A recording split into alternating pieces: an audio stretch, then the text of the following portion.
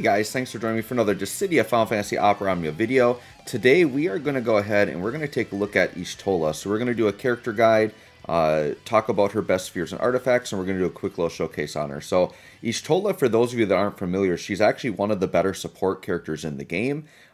She's also a BT character, and there aren't many BT support characters. I guess there are a lot more now than when she first came out, but I do really highly value support characters. You can get a lot of use out of them.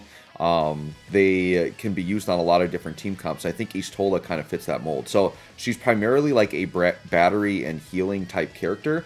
She can do a little bit of damage too in her kit. So we're going to kind of talk about how she works here. So first, let's go ahead and let's jump into the, well, before we actually get into the spheres and the artifacts, she does have some unique weapons. So she does have a mannequin weapon. So I do like to point these out at the beginning.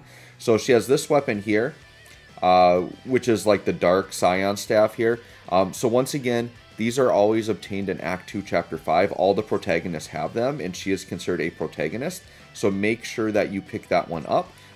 What that one does is it adds 10% Brave damage to her Skill 1, and on Skill 2 she gets an extra 40% Brave gain. Now, Y'shtola's Skill 1 and Skill 2 actually aren't the most important. So if you don't have this mannequin weapon, it won't really affect her too bad. You'll kind of see that in the showcase that those really aren't super important skills. They do have some uses, but not the craziest. And you see my Y'shtola here is green with blue armor. She was actually one of the first characters I greened. I did that first batch of 4 characters that could be green. So let's go ahead and take a look at the artifacts. So artifacts on Y'shtola, you pretty much want to go some combination of Attack 108, Max Brave 330, and Int Brave 170.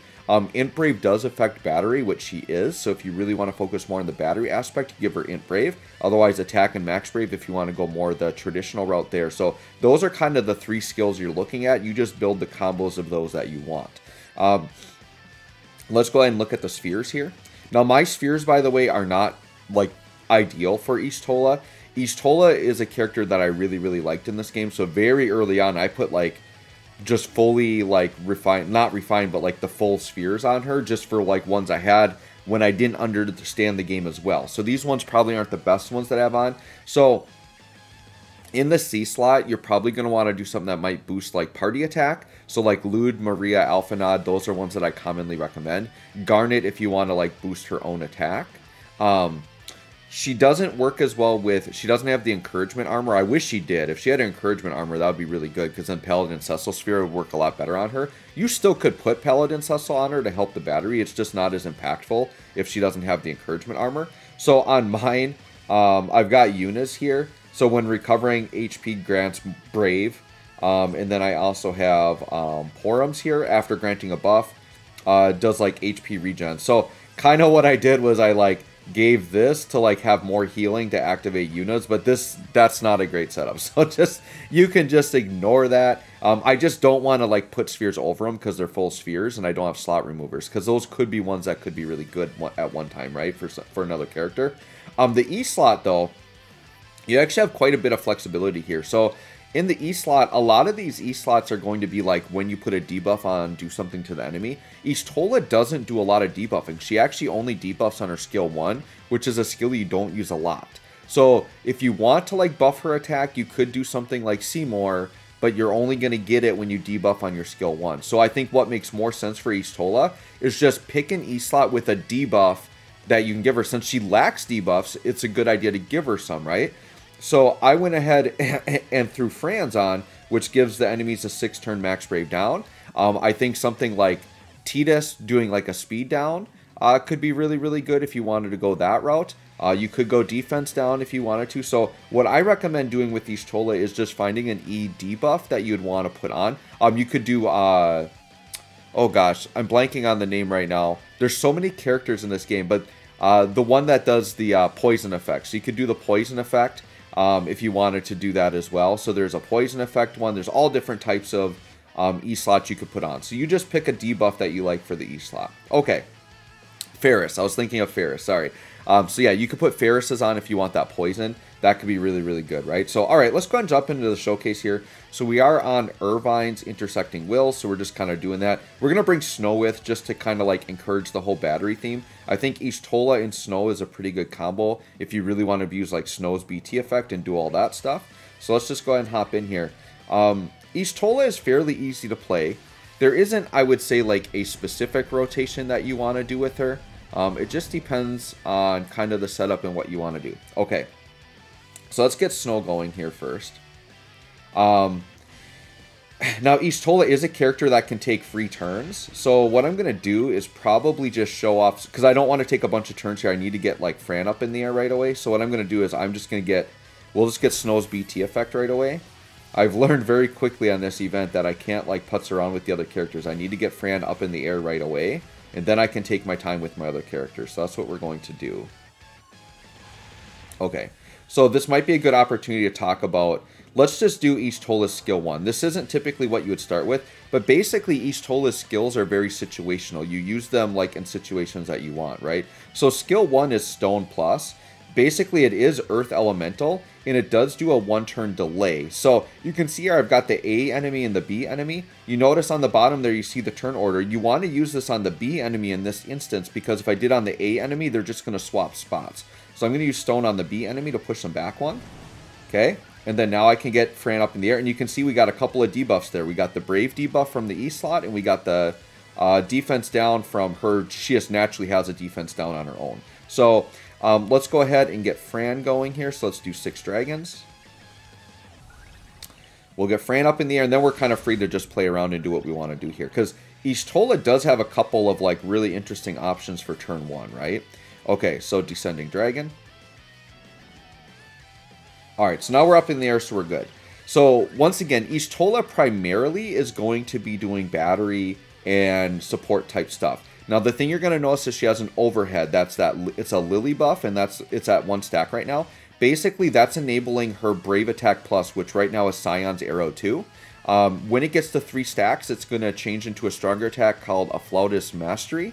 And that's actually her strongest attack, and you usually want to use that when it's up. So when you're on a damaging turn, you want to use the Brave Plus attack. So Scion's Arrow or the Flautist Mastery.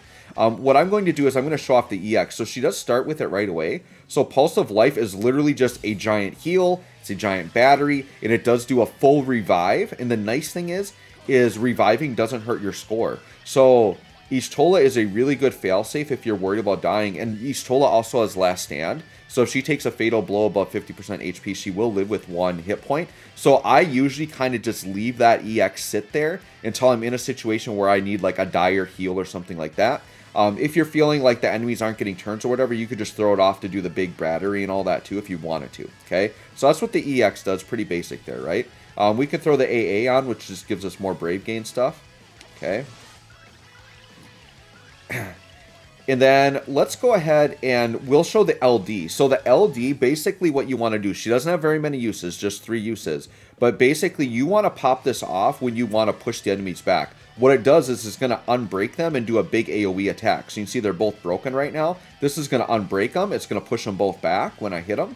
And it's going to do a big AoE. And this is also a free turn immediately after. Okay, so she has a lot of free turn stuff where she can just kind of play around and focus on doing her battery and things like that, right? We also have Medica. So Medica is the 35. This is also a free turn, so you can pop this off if you want to. This is just going to be a big battery and heal. So when another button you can press when you want heal, and she's got another free turn right now, okay?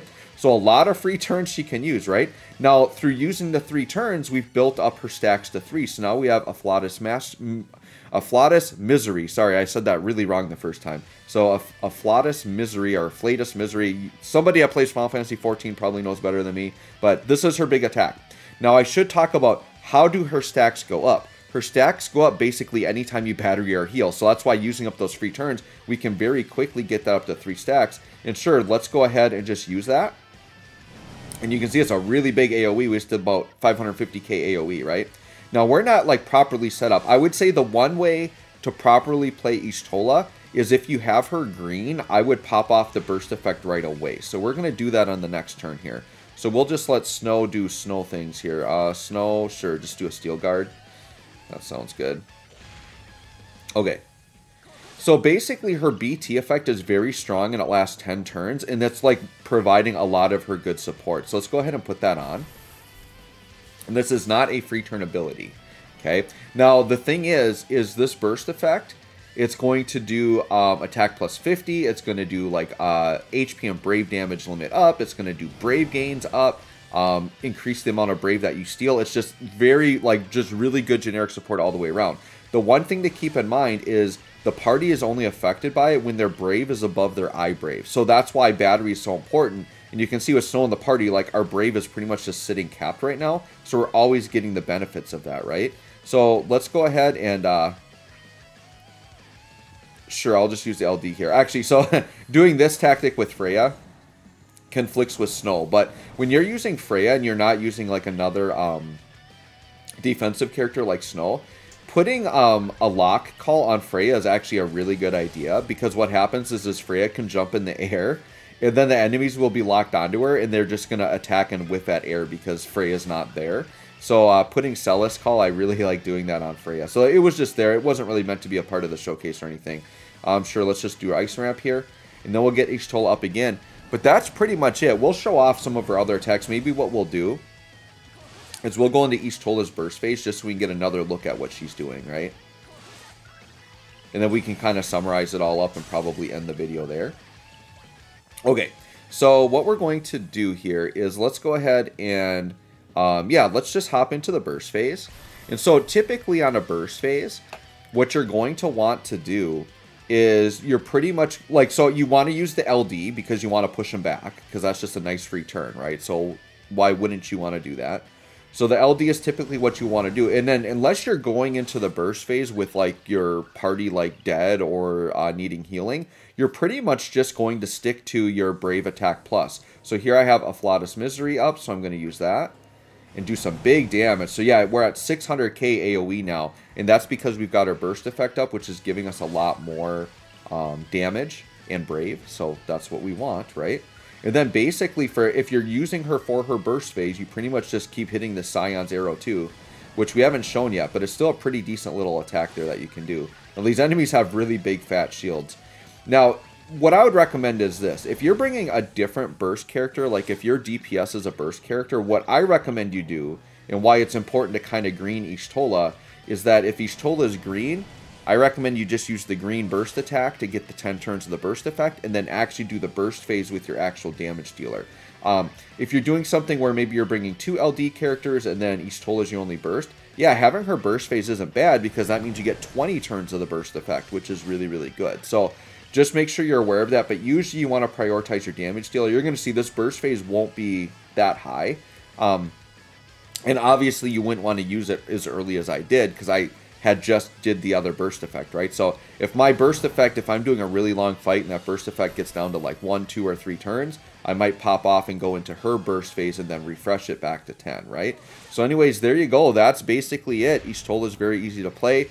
She's a very safe character, by the way. Like if you want a character that's going to keep you alive, keep your Brave capped out, she's a very, very good character for that. So anyways, guys, let me know what you think of Y'shtola. Hope this helps. Thanks for watching. We'll catch y'all on the next one.